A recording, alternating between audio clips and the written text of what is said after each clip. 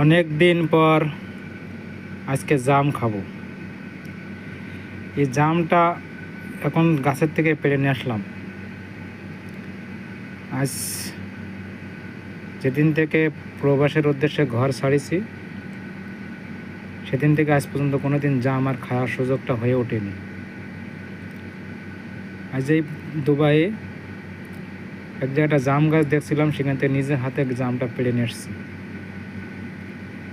খেয়েছি, অনেক স্বাদ, খুব স্বাদ। অনেক দিন পরে জাম খেয়ে তৃপ্তিটা মিটিয়ে গেল। জামটা খেলাম, খেয়ে আসলে দেশের জাম খেলাম, মনে আছে অনেক স্বাদ পাইছি। দেখেন কিছু দেশি আমও নিয়ে আসছি, কিছু জাম নিয়ে আসছি। ঠিক আছে, আপনারা হয়তো কেউ বিশ্বাস করবেন না যে আসলে এটা জাম কিনা আঙুর ফলে হয়তো বোকা বানাচ্ছে, না এটা জাম। এই দেখেন,